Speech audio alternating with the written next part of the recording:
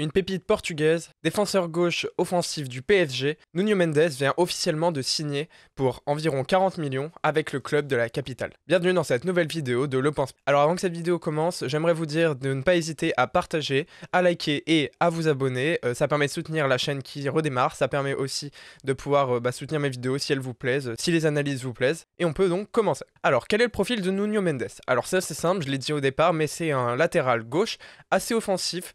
C'est un latéral gauche qui joue plutôt piston, d'ailleurs dans un 3-5-2 il est parfait. Ça tombe bien parce qu'à droite on a un peu le penchant droit, c'est Hakimi. Il est portugais, il jouera certainement bientôt en équipe portugaise de façon très régulière. Il a 19 ans, c'est un jeune joueur donc, qui a encore quelques défauts comme nous le verrons, mais surtout énormément de qualités. Et ça c'est le plus important, c'est que ses qualités sont folles. Il a confirmé, il a joué dans des grandes rencontres, il a toujours répondu présent. Et Dieu sait que cette année, tout le monde n'a pas répondu présent au PSG. Il est clairement la surprise de la Ligue 1, en tout cas une des grandes surprises, la surprise du PSG. Son option d'achat a donc été officiellement levée pour un peu moins de 40 millions, il était annoncé vers 42. Au final, il semblerait que ce soit plutôt 38 millions qui a été signé. C'est une superbe nouvelle, je suis très heureux. La question néanmoins, c'est qu'est-ce que ça veut dire sur le projet sportif? Pour aller un peu plus loin, j'ai aussi envie de parler du mercato de l'année dernière. Parce qu'aujourd'hui, j'entends beaucoup de gens qui défoncent le mercato en disant que c'est un des pires mercatos qu'on ait eu, qu'il a été mauvais, qu'on a recruté des retraités. C'est pas totalement vrai. Déjà, on va parler de Sergio Ramos. Oui, il s'est blessé. Ça, évidemment, lui, c'était peut-être une erreur. Après, pour ce qui nous a coûté au final. Et d'ailleurs, pour ça, n'hésitez pas à vous référer à ma précédente vidéo sur pourquoi est-ce que le PSG a autant de monnaie. Mais donc, ils peuvent dépenser un peu à tort et à travers. Donc, c'est pas le plus important, l'argent. Par contre, Lionel Messi, c'est un petit peu ce qui fait le plus débat. Parce qu'effectivement, pour le moment, c'est un énorme flop. Il a mal vieilli pour le moment. Il a aucune explosivité. Il rate ses dribbles. Beaucoup trop de poteaux et clairement pas assez clinique. Enfin, ça, c'est problématique. Mais en même temps, est-ce que quand le PSG le recrute, on pouvait s'attendre à ça? Non, non, non, non. Il fait plus de 30 buts la saison précédente, il fait 11 passes D, il a un ballon d'or, enfin, il est exceptionnel. Et clairement, c'est certainement sur le mental que ça a pêché. Il a donné une interview récemment en disant qu'il allait pas bien. Et moi, je peux plus ou moins le croire parce qu'on voit qu'il est pas dans son état normal. Et j'espère qu'on le reverra bientôt. Donc la question, c'est quand on le signe gratuitement, alors oui, avec les primes et tout, mais quand on le signe gratuitement, est-ce qu'on pouvait se dire sur le moment que c'était une mauvaise chose? Non. Donc je reste convaincu que c'était pas un mauvais recrutement. Par contre, ça n'a rien donné. Ensuite, là, on peut passer à du mieux. Il y a Donnarumma. Alors Donnarumma, c'est peut-être celui qu'on paye le plus cher avec la prime à la signature. Et finalement, il a été exceptionnel durant presque toute la saison. Il a renversé Keylor Navas. Et Dieu sait que pour renverser Keylor Navas, c'est compliqué. Mais voilà, il a été très bon. Il a été très régulier jusqu'au match face au Real. Et là, c'est le drame, clairement. Sa bourde, on a senti que ça lui avait cassé quelque chose dans le cerveau.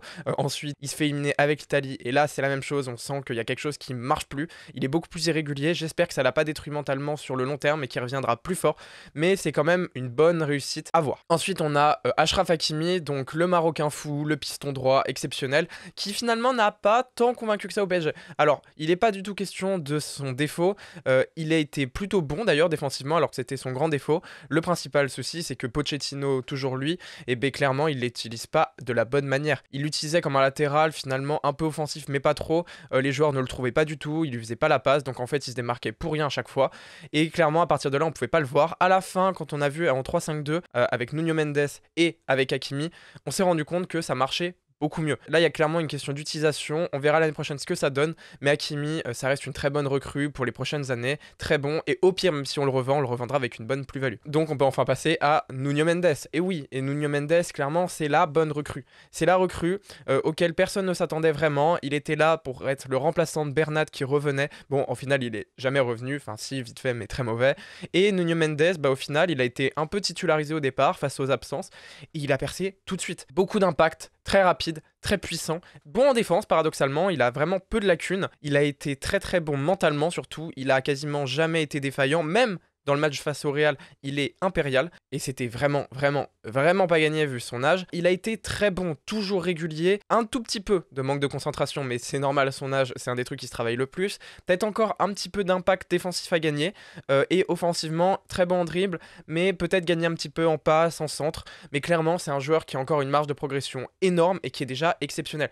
Donc clairement là, on a peut-être un des meilleurs latéraux offensifs pistons pour les prochaines années et l'avoir recruté que pour 40 millions, c'est absolument exceptionnel. exceptionnel, et en plus sachant que l'année dernière on l'avait eu donc gratuitement, c'était tout bénef pour nous. Là c'était une masterclass, clairement rien à dire, et on le recrute pour vraiment très peu cher. Là en l'état, vu sa valeur marchande, on aurait pu le recruter pour presque 100 millions voire plus, donc c'est une excellente nouvelle. Ça veut surtout dire que désormais on a une bonne défense, on a Donnarumma, on a Hakimi, on a Marquinhos qui est très bon, on a Nuno Mendes, alors attention Kimpembe un petit peu en dessous, et à voir pour un troisième bon défenseur à recruter, mais surtout on a de la jeunesse, et c'est ça que j'aime. On a un bon milieu de terrain, on a une attaque qui, avec la prolongation d'Mbappé, se renouvelle. Il faut aller recruter 2-3 autres joueurs. Luis Campos, je compte sur lui pour recruter des jeunes au talent. Et le milieu de terrain, voilà, ça va être le milieu de terrain qu'il va falloir vraiment travailler avec de l'impact, quitte à dépenser cher, pas forcément acheter 8 joueurs pour 30 millions, mais plutôt acheter 3-4 joueurs à 80-90 millions. Ils ont l'argent, faut dépenser. Regardez Manchester City, ils ont pas mis des 20-30 millions, ils ont une équipe homogène, et c'est ça qui nous manque au PSG. Mais j'ai confiance en l'avenir, je sens qu'il y a des belles choses à faire. N'hésitez pas à partager la vidéo, à la liker, comme je disais, à vous abonner. Salut!